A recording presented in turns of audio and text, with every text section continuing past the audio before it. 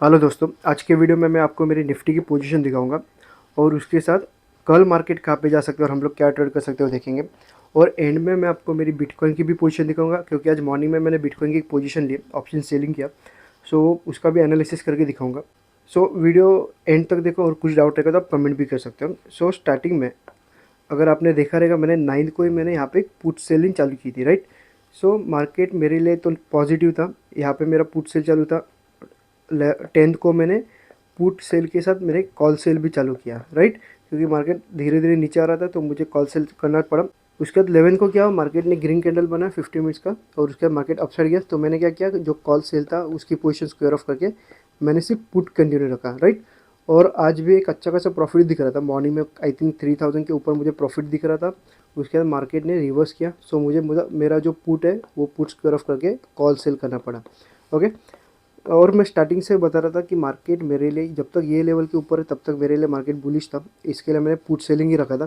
क्योंकि इतने बड़े ट्रेंड के बाद अगर मार्केट को कंटिन्यू जाना था ऊपर, तो मार्केट एक्चुअली क्या करना चाहिए था, मार्केट एक साइड फ्लैट ओपन होकर अगर ये लेवल ब्रेक करता है या हल्का सा गैप ओपन होकर अगर मार्केट जाता तो मार्केट क्लियरली अप ट्रेंड वापस जाता। मगर मार्केट ने क्या किया, मार्केट ने एक बहुत बड़ा गैप अप किया, ऑलमोस्ट फर्स्ट डे पे 160 पॉइंट्स के आसपास का गैप अप दिया।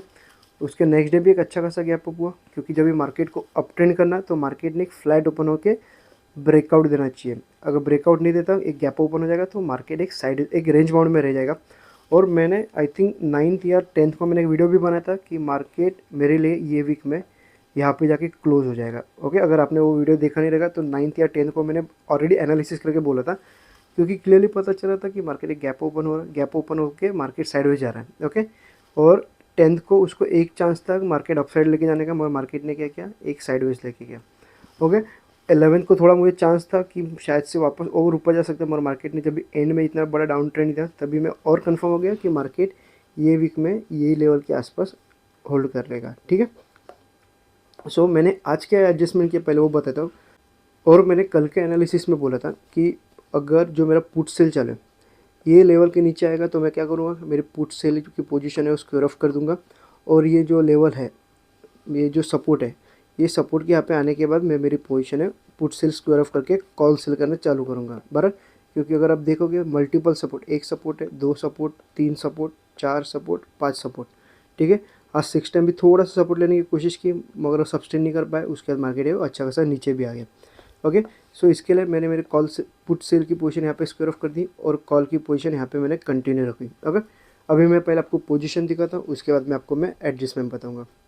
24,800 का जो पुट है मेरा 6 तारीख से कुछ तो पोजीशन चालू था, जिसमें आज मुझे सिर्फ 1000 रुपये के आसपास प्रॉफिट मिला। मॉर्निंग में 3000 के आसपास प्रॉफिट दिख रहा था, मोर देन 3000 दिख रहा था। उसके बाद मार्केट रिवर्स हुआ, मुझे 1000 रुपीज़ में बुक करना पड़ा। ओके। सो मैंने जहाँ पे एंट्री दी थी उसके नीचे जाके भी मैंने मेरी पोजीशन स्क्वायर ऑफ की थी, क्योंकि 4 दिन मार्केट मेरी तरफ से साइडवेज था, इसके लिए मुझे उसमें एक डिसेंट प्रॉफिट भी मिला। और 23,500 का पुट है वो सिर्फ हेजिंग के लिए। और 24,450 का जो पुट है, मैंने ऑलरेडी कल बोला था, मैंने इसमें 350 क्वांटिटीज़ ली थी, क्योंकि अगर समझो एक बड़ा गैप डाउन होता तो मुझे ज़्यादा लॉस नहीं होना चाहिए था। इसके लिए मैंने यहाँ पे एक आउट ऑफ द मनी कुछ पुट बाई किए थे, जिसमें अगर समझो 500 पॉइंट्स के आसपास अगर गैप अप होता तो भी मुझे इतना फ़र्क नहीं पड़ता। उसमें मुझे 450 के आसपास लॉस हो गया।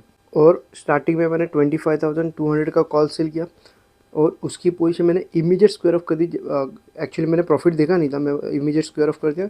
और उसके बाद मैंने एक पॉइंट और ऊपर चला गया, 25,250 का कॉल मैंने सेल किया।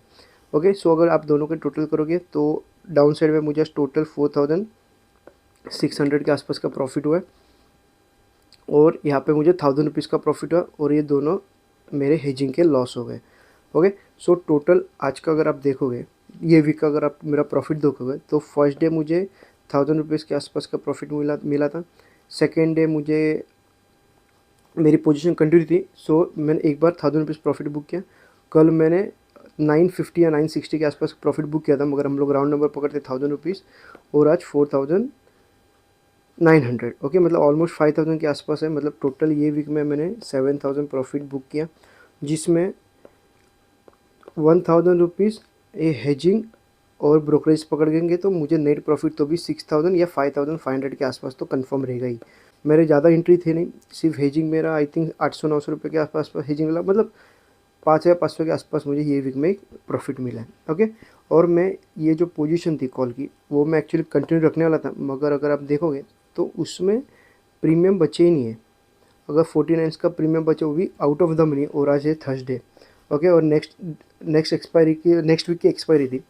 सो उसमें अगर कल समझो थोड़ा भी अगर गैप ओपन हो जाएगा तो जो 49 जो प्रीमियम पे मैंने 51 के प्रीमियम पे सेल किया तो उसमें एक अच्छा खासा स्पाइक मिल सकता है। ओके, और जब मेरा मैक्सिमम टारगेट था 6,000 एक लॉट के साथ, उसमें मुझे ऑलरेडी पहले दिन ही अगर 4,500 के आसपास प्रॉफिट मिलता है तो फिर मैं वापस 1,500 के लिए मुझे वापस 2-4 दिन रुकना पड़ता, एक फ्राइडे रुकना पड़ता, बीच में सैटरडे संडे आता।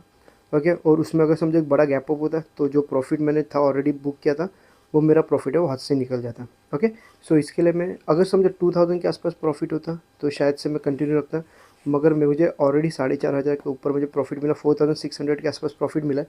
सो इसके लिए मैंने जो मेरी पोजीशन है वो स्क्वायर ऑफ कर दी। ओके, सो मैं कल देखूंगा, अगर कल नहीं तो मैं मंडे को देखूंगा मैं क्या और ट्रेड ले सकता हूँ। और कुछ आपको अगर आपको कुछ अपडेट चाहिए रहेगा ट्रेड का, सो आप मेरा टेलीग्राम चैनल ज्वाइन कर सकते हैं। स्क्रीन पे आपको एक QR कोड आता रहेगा, आप चाहो तो वहाँ पे स्कैन करके मेरा टेलीग्राम चैनल ज्वाइन भी कर सकते हैं। ओके, और इसका अगर एडजस्टमेंट का अगर आपको कुछ डिटेल्स चाहिए रहेगा मुझे आप कमेंट कर सकते हो, मैं तब जाके आपको एडजस्टमेंट भी शेयर कर दूँगा। ओके, अभी हम लोग देखेंगे कल मार्केट कहाँ पे जा सकता है और मैं क्या ट्रेड करने वाला हूँ। तो स्टार्टिंग में आप अगर बैक टू बैक अगर ये वीक का अगर आप एनालिसिस देखोगे तो अभी तक तो परफेक्ट चल रहा है। सो कल के लिए भी एकदम सिंपल रखूँगा। मैं पहले मार्क करूँगा जैसे मैंने बोला था कि मार्केट यहाँ से अप ट्रेंड गया तो यहाँ से लेके मार्केट 358 पर मतलब 360 मतलब 180 के आसपास, जब तक 180 का लेवल अगर ब्रेक नहीं हो रहा है तब तक मेरे लिए मार्केट अभी भी पॉजिटिव ही है। ओके, सो एनालिसिस भी सिंपल करेंगे। मार्केट समझो एक गैप ओपन हो गया। ओके, ये लेवल के आसपास कहाँ पे तो मार्केट ओपन हुआ, और अगर ये लेवल ब्रेक करता है अभी भी, अगर ये लेवल भी ब्रेक करता है कल के दिन तो मार्केट अपसाइड के लिए जा सकता है। मैक्सिमम 2 बार एंट्री लेंगे।